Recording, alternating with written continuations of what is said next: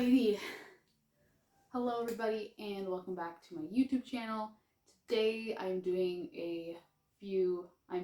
a few book review videos. They'll each go up as separate videos. I do apologize in advance. I have all my windows open because it is a super nice day here and I wanted to air out the house, and the person that lives somewhere over there is playing music really loudly, so you might be able to hear it in the background of the video, and I apologize for that, but I'm really not wanting to close my windows, and I'm not sure that that would stop you from being able to hear it. So again, apologies for that. And again, I am still a victim of Invisalign, so if I kind of have a lisp, that is why. I apologize. And yeah, let's get into it. So the books that I'm reviewing in the next few videos, I did mention in my quarterly wrap-up video, which should already be up. So you can get my basic thoughts there, but these videos are more in-depth reviews of the single books or series. So let's get started.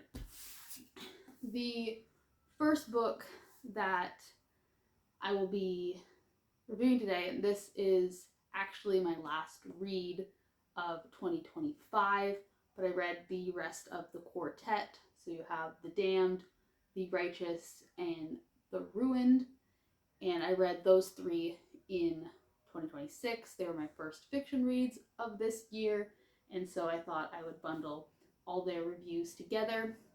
And it's a good thing I decided to do that because, wow, I have a lot of thoughts and most of them are not good thoughts.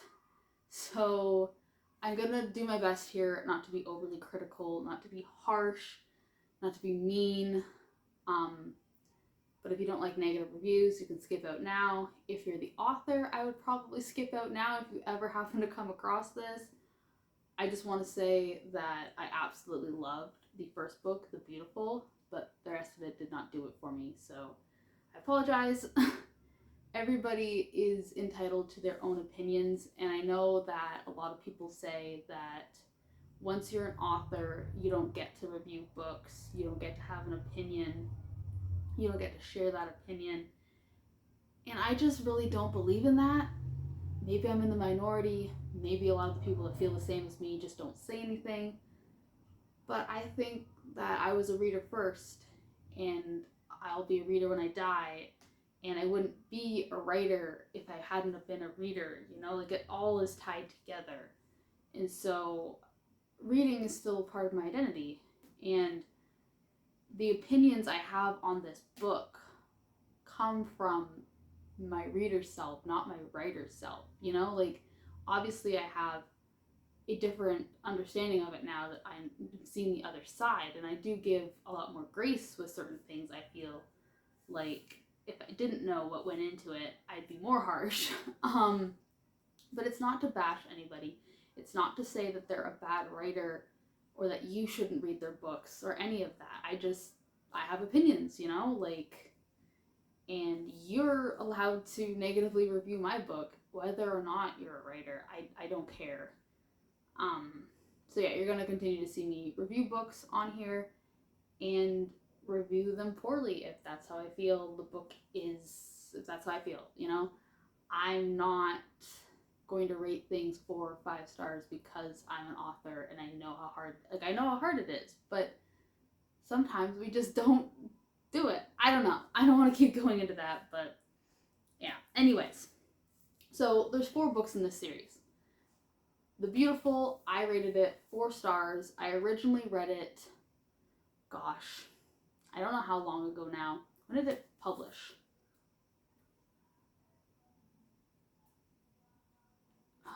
Where's the copyright page? Oh my god, how many pages do you need for the copyright page? Is there a copyright page? Here we go. Okay, so it's copyright 2019. So I read it somewhere in between 2019 and now, but it's been at least 2 to 3 years since I read the first book.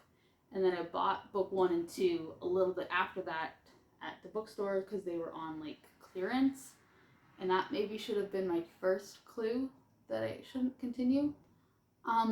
But I read The Beautiful a while ago. I gave it 4 stars. I thought it was a really, really solid read. It didn't blow me away, but it's hard to blow me away. I am not a handout 5 stars like they're candy. I really do, save my 5 stars for 5-star books. But like a 4-star is really good in my opinion. It just didn't have that je ne sais quoi. But this is a vampire murder mystery set in 1800s New Orleans. Okay, so you've got murder mystery, you've got the paranormal, and you've got like historical setting, and then obviously like a romantic subplot to go with it. And it was a beautiful mix of those elements. And the best part about it was that you don't really know it's vampires until very late in the book. Like, obviously, like it says here on the cover, like vampires are back and they're sexier than ever. So like you kind of know going into it that it's vampires, but the way that the vampire characters talk around the subject and the human characters never quite get there. Like it's very much like we're almost there, but they never actually say it until like very like so it was really intriguing that way because like it got to the point where I was like, is it vampires? Maybe it's not vampires, you know? And it was just so well done, and the prose was so well done. The descriptions, like I could see all of it. I was there in New Orleans in the 1800s with these characters. All the characters were so full of life. The main character, Celine, just had, she was like a tough female character, like, badass, but at the same time she was a lady. One of her like her pastimes or whatever, like she's a seamstress, and she can create these beautiful gowns. Like she's really talented at it, and she used to live in Paris, and she fled Paris for the New World after this horrible event that happened. And she doesn't tell you what it is right away, so I'm not going to spoil that, but she has this thing that happened to her that caused her to leave, and she's kind of still running from that. And it was just really good. And then every so many chapters, like I don't know how many there were, but there was a few sprinkled throughout, you got this second point of view. So there's Celine, the main character, and then the second point of view. And the second point of view is the killer. Because not only there's these murders that keep happening to young women, and Celine is a young woman, so she's like a target. And so they're trying to figure out who's killing these women and why before everybody dies, right? And so the second point of view is of the killer. And so as each time you get these points of view, you're trying to piece together like, who is it? But it was so well done that I did not know. Like I didn't guess who it was until they told me. And when they told me, I was like, oh my god, that was so cool. That was so intense. Like I remember like I reread this just in December so that I could finish the series, and I was just so excited because I remember like the best part of that book for me was the reveal of who the killer was. I was just like, oh, I can't wait to like get back into this. And then I read the rest of the series, and I wish I didn't, because it just goes downhill from here. Like this, I would still recommend reading this. Read it as a standalone. Pretend that nothing else happens afterwards, and you will love it, and it'll be great. And I wish I could go back to when it was the only book that I had read. But unfortunately, I kept going. And it had such high hopes. Like, it had such potential. It's hard for me to articulate exactly what went wrong with the other 3 books without spoiling it, because the issues are so tied to the plot, but I'll do my best.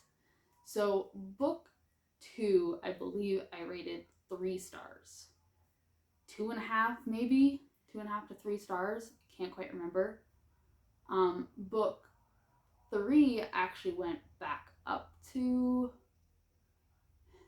it might have been 3.5, 4, can't remember, but it was higher rated than book 2. And then book 4, I rated 1 star, only because I didn't want to rate it 0. Like I wanted to give it a rating, but book 4 might have been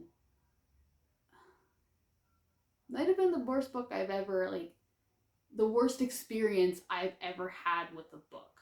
Because again, it's good writing, like the sentences and like, but I hated it. I just hated it, and I was so disappointed.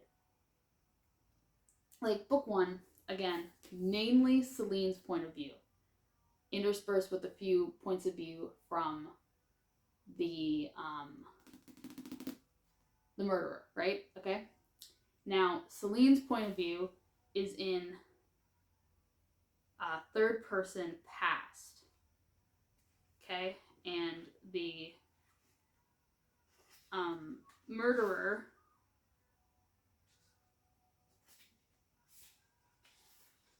is first person present. Okay, not too terribly jarring. Book two is, I want to say, like 60% the love interest from book one, 20% Celine. Now Celine is still in third person past. The love interest point of view is in first person, I believe. I can't quite remember, but it was really weird. And then, so that makes up 60 and 20 is 80%. The remaining 20% of this book was literally, I'm not kidding you, every other single named character that you come across in book one and two. Everybody had to have a chapter, even if it was this big. And it was so jarring. Like, we were all over the place. There was a lot going on. There was too much plot. There was too much world building. Because you go from maybe vampires in this book, right? To, in book two, vampires, werewolves, fairies, witches, shape-shifting animal things, anything. Like, it was just like, whoa, whoa, whoa, slow down.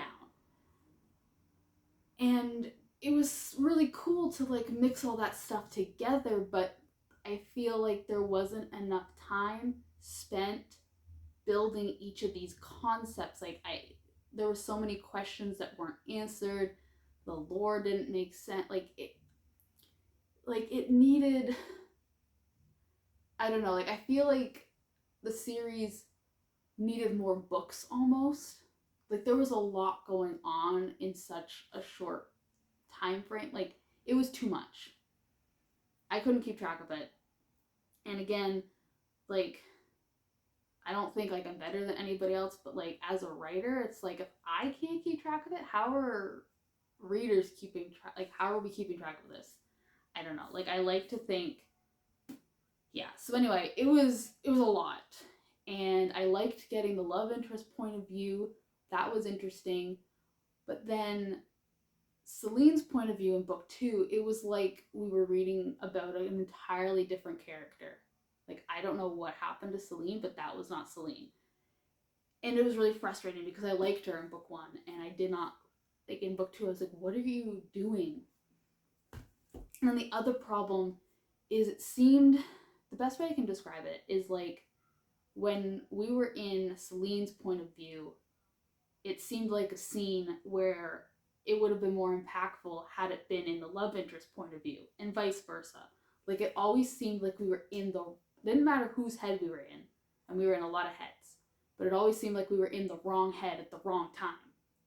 I don't know how to explain it, but I was always frustrated. It's like, well, I wanted to know what his thoughts were about this thing that happened, but we weren't in his head, and we never mentioned it again later. And then on top of all this head hopping and characters not making sense, like the plot, I still don't understand why things went down the way they did at the end. It was very abrupt, and it didn't make sense for the characters, and it was never explained. I'm still confused. Yeah, and then we move on to book three, and book three is like kind of like a vignette. It follows primarily Pippa and Arjun. And Pippa is Celine's best friend, and Arjun is one of Celine's love interest's friends. and it's like their like love story when they get trapped in the fairy world. Okay, like yeah, now we're in the fairy world. They get trapped in the fairy world, and they're like forced into like this like arranged marriage thing, and it was really cute. I enjoyed it. I loved their storyline. I was skeptical at first because like what does this have to do with the main overarching plot? I thought Celine was the main character, you know? Um but I really enjoyed it, and they're closer to like the second half of the book. You got some points of view from Celine and her love interest, and when that happened, I was like, actually, you know what? I do not give a shit anymore. Like, throw them away. I don't care about the overarching plot. Just let me live with Pippa and Arjun, and everything will be great, and whatever.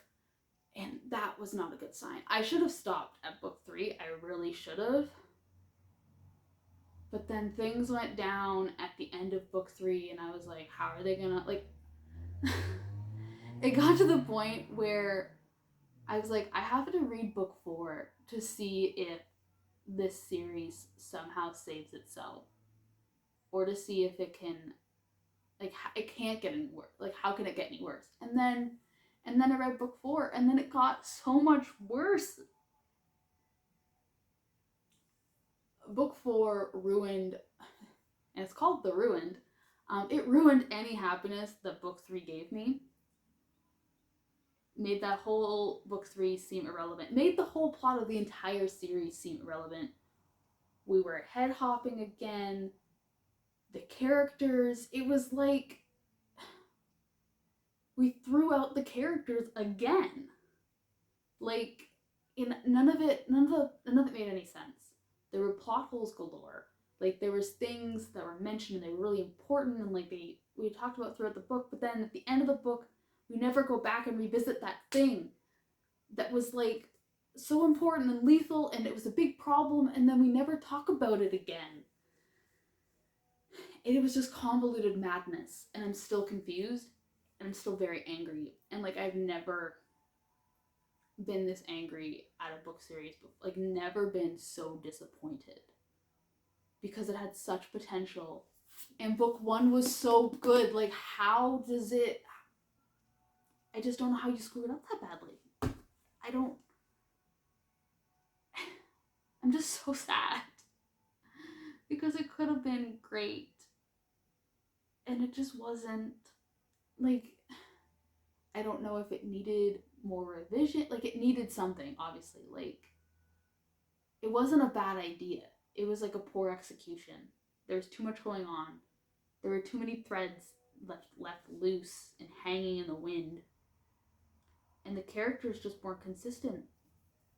Like, Celine was not the most greatest or my favorite character I've ever read about, but she was good. She was, a solid character. I liked her.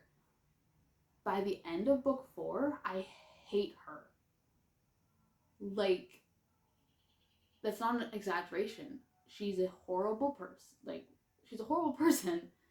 And all the bad things that happened in book 4, they're her fault. And I'll never forgive her. And almost the same goes for her love interest. I don't completely hate him, but he's an idiot. And again, everything is his fault too. Like, the decisions they all made were so dumb. So stupid. Like,